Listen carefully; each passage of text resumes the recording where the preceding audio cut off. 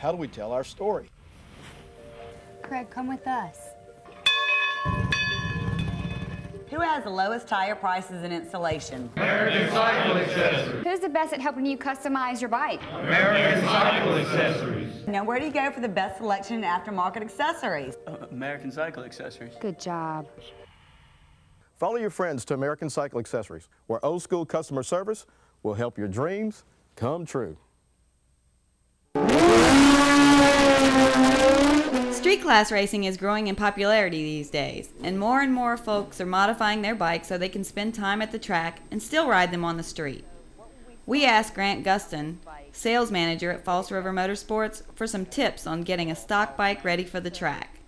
This is a stock Ninja right out of the crate. Yes, this is a 2008 ZX14 stock. We just took it out of the crate, and what we're going to do, we're going to talk about from taking a stock ZX14 and turning it into a streetable drag racer. Bike that you can still ride a little bit on the street, but go to the track and turn some good numbers. Grant, I understand that you have one that's already ready for racing? Yes, I sure do. It's my actual 2006 personal ZX14. And as you can see here, we have the swing arm on it already.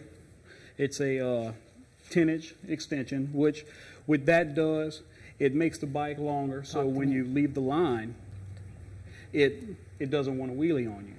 So it gives you a better hole shot, it makes the bike a lot more consistent, and it gives you that consistency that you're looking for. Tell me about the gearing system on it. You want to gear it a lot lower so the bike, when you come out the hole, you come out really hard, and it won't, the bike won't bog, which means the RPM will drop down and you'll lose power. So on my gearing on this bike, I went down 2 teeth in the front, and I went up 2 teeth on the back, which dropped the gearing a lot. Normally, you don't have to go that much, but I'm not the smallest person in the world, so I geared a lot for my weight. Shifting the bike is always different whenever you're racing. What did you do to modify your shifting? When we extended the bike, the G-force coming out of the hole is actually a whole lot stronger when the bike was short, because you can get on the throttle a lot faster, which means that your feet, it's harder to get your feet back on the pegs so you can shift the bike into second gear from the line.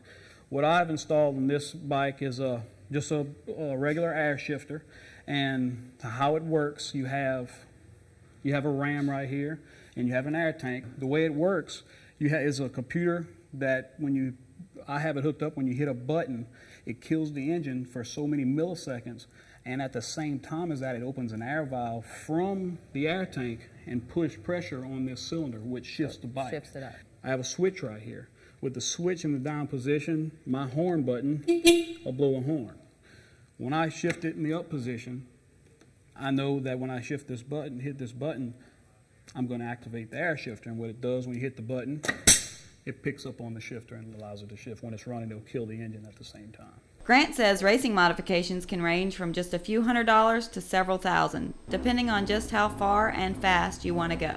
When you're done, Grant says you will have a great looking street bike with gobs of horsepower and torque.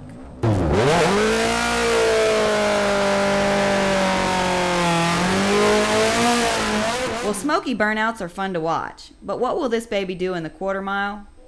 For that, we headed out to State Capitol Dragway with Grant and other members of the False River Motorsports team. Next week, a full report on all the action.